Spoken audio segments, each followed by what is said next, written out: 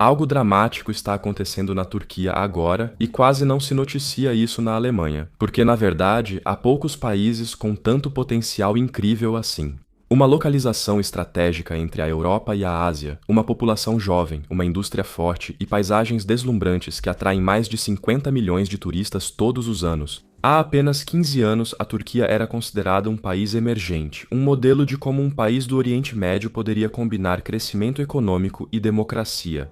Mas hoje, quase nada dessa promessa restou. A inflação está oficialmente em cerca de 47% e extraoficialmente muito acima disso.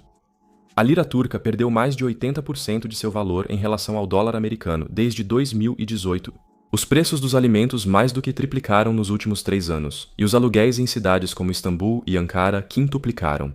Um professor comum hoje ganha o equivalente a apenas 600 euros por mês, menos do que a maioria precisa pagar pelo aluguel. Ao mesmo tempo, segundo o Instituto de Estatística da Turquia, mais de 700 mil pessoas deixaram o país só no ano passado.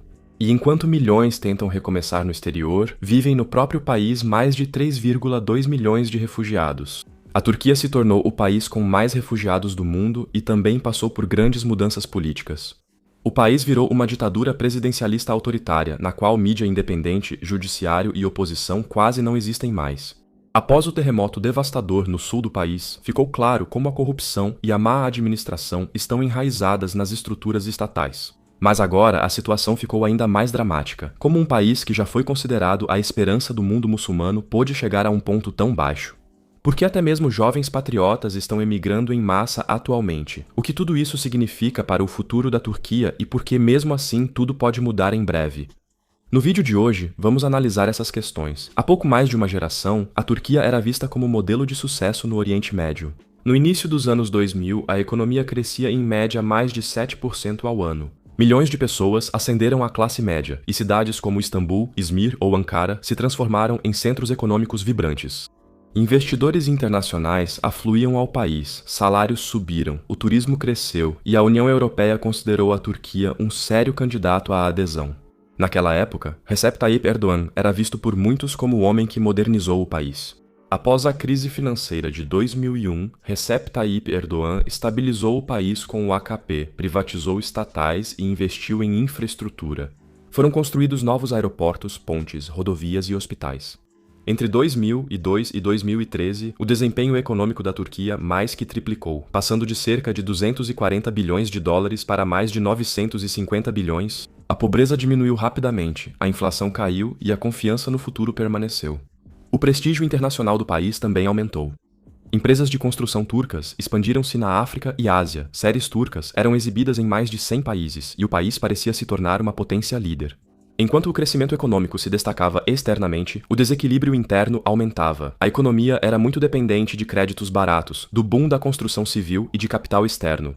E quando essas fontes secaram, ficou claro que a base do milagre econômico turco era muito mais frágil do que parecia. As primeiras rachaduras ficaram evidentes com a crise financeira global de 2008, mas o verdadeiro ponto de virada veio depois, quando Erdoğan tentou centralizar o controle sobre o Banco Central, o Judiciário e a mídia. A confiança, que antes havia impulsionado o boom, foi lentamente se transformando em incerteza. A ruptura completa começou assim no verão de 2016.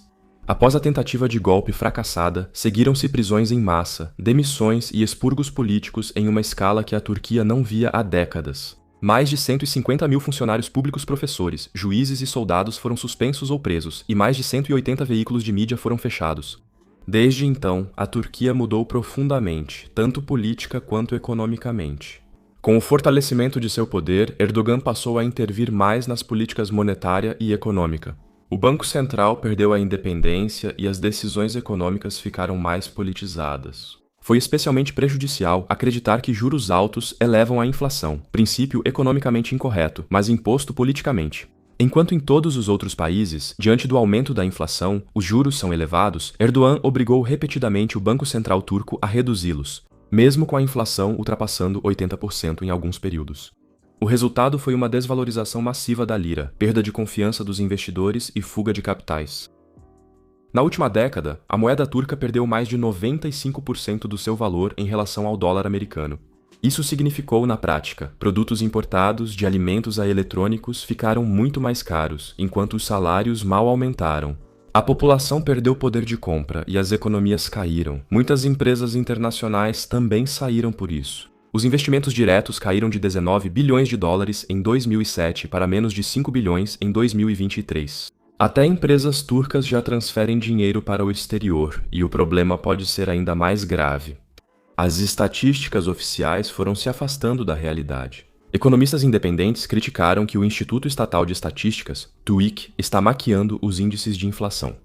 Enquanto o governo atualmente fala em 47%, institutos independentes estimam que a inflação real esteja acima de 120%. Pessoas na Turquia sentem diariamente as consequências dessa política. Os preços aumentam tão rápido que é difícil acompanhar. 1 quilo de queijo vale o que antes era metade das compras semanais. E em Istambul, os custos de moradia aumentaram quase 50% só no ano passado. Cada vez mais pessoas precisam pegar empréstimos para cobrir suas despesas básicas. A Agência Reguladora Bancária da Turquia informa que mais de 60% das famílias estão endividadas, principalmente devido ao estouro do limite dos cartões de crédito, e quase não conseguem economizar. A confiança na moeda nacional é tão baixa que muitos trocam seu dinheiro por dólares, ouro ou imóveis assim que possível. Muitos já puxaram o freio de emergência. Mais de 700 mil pessoas deixaram o país só no ano passado, mais do que nunca antes. O mais notável não são os mais pobres, mas sim os turcos jovens, qualificados e instruídos que estão indo embora. Dados do Instituto de Estatística da Turquia mostram que mais de 40% dos emigrantes têm entre 20 e 34 anos. Muitos deles são acadêmicos, médicos, engenheiros ou profissionais de TI. Os principais destinos são, sobretudo, Alemanha, Holanda, Suécia e Canadá. A tendência é tão forte que a mídia turca já fala em fuga de cérebros, ou seja, a saída das mentes mais brilhantes. Em áreas como informática e medicina, a escassez de profissionais levou hospitais a fechar setores, já que médicos migraram para o exterior. De acordo com uma pesquisa recente da Universidade Kadir Has, mais de 70% dos jovens disseram que não têm mais esperança de um futuro melhor na Turquia. Quase metade das pessoas emigraria se pudesse, um paradoxo já que o país também recebe muita imigração. A Turquia, imigrantes. A Turquia ainda abriga cerca de 3,6 milhões de refugiados sírios, além de centenas de milhares do Afeganistão, Irã e Iraque. Com isso, é o país com o maior número de refugiados do mundo. Principalmente nas metrópoles como Istambul, Izmir e Hatay, muitos turcos sentem as consequências diretamente. Escolas superlotadas, aluguéis ainda mais altos, salários em queda e tensões nas ruas. De acordo com o Instituto Metropol, mais de 80% dos turcos querem que os refugiados retornem em breve aos seus países de origem. Para a geração jovem, isso cria uma situação de dupla pressão. Não há chance de ascender e a pressão por baixo só aumenta. Enquanto muitos sírios estão dispostos a trabalhar por salários mais baixos, os jovens turcos perdem cada vez mais seus empregos ou nem conseguem encontrar um. A frustração com a injustiça social se volta cada vez mais contra ambos, contra o governo e contra os recém-chegados. Externamente, o governo ainda usa os refugiados como instrumento de pressão sobre a Europa. Recep Tayyip Erdogan lembra repetidamente a Bruxelas que a Turquia arca com os custos de milhões de refugiados e ameaça abertamente abrir as fronteiras caso a União Europeia suspenda os pagamentos ou faça críticas. E essa estratégia funciona.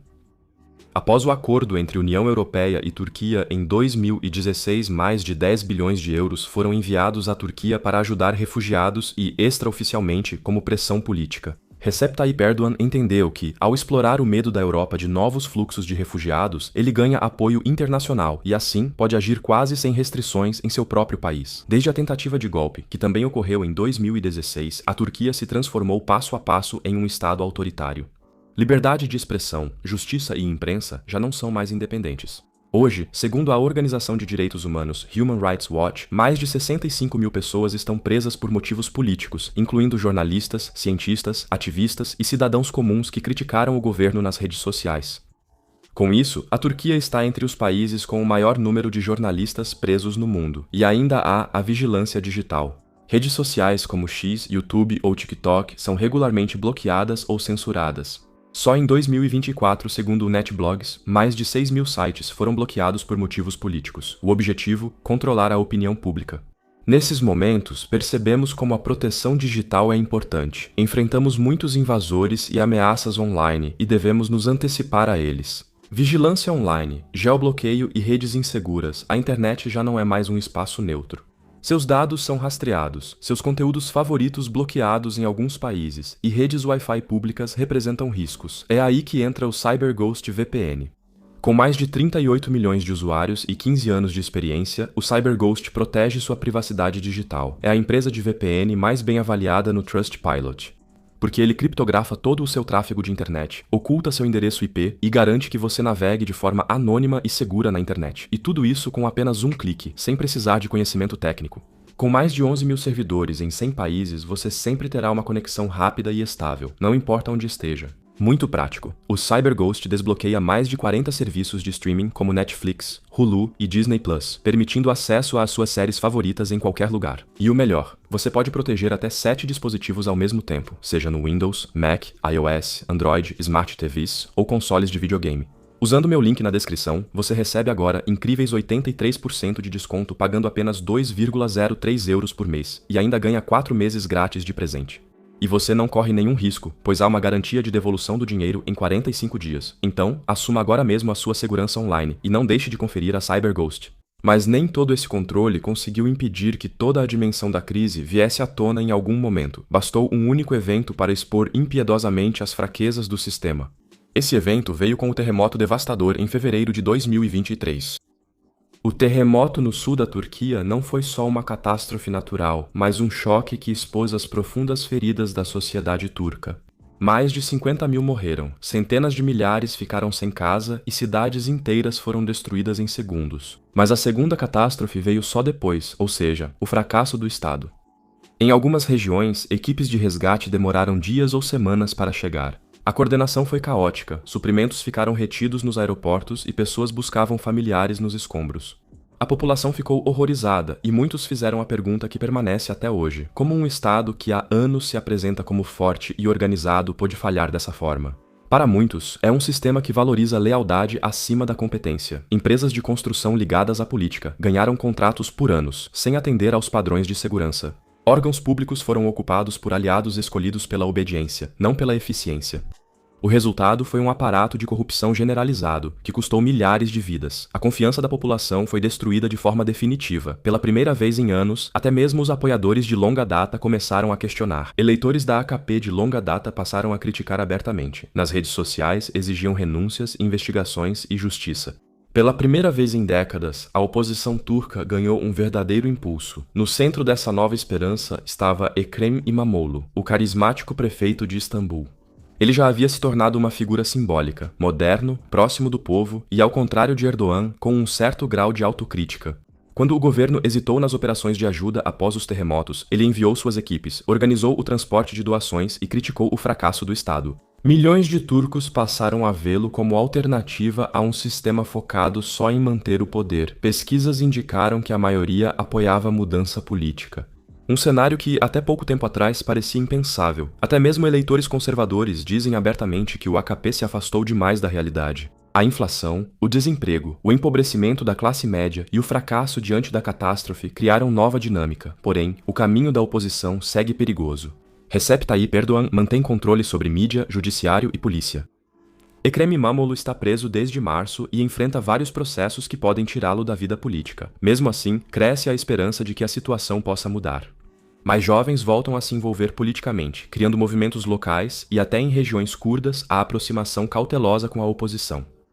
Ekrem İmamoğlu, mesmo enfrentando processos judiciais e ameaças, segue como o político de oposição mais popular do país. Pesquisas mostram que, em uma eleição justa, ele provavelmente estaria à frente de Erdogan, algo inédito em quase 2 décadas.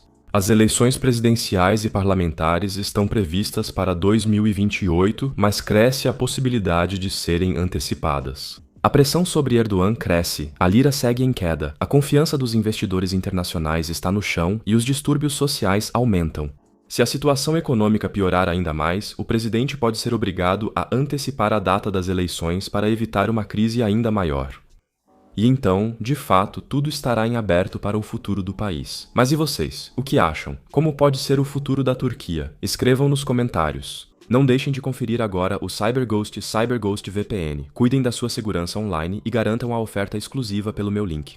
Se vocês se interessam pelos problemas da Grécia, recomendo muito este vídeo. Deixem seu apoio se gostaram e nos vemos na próxima. Tchau!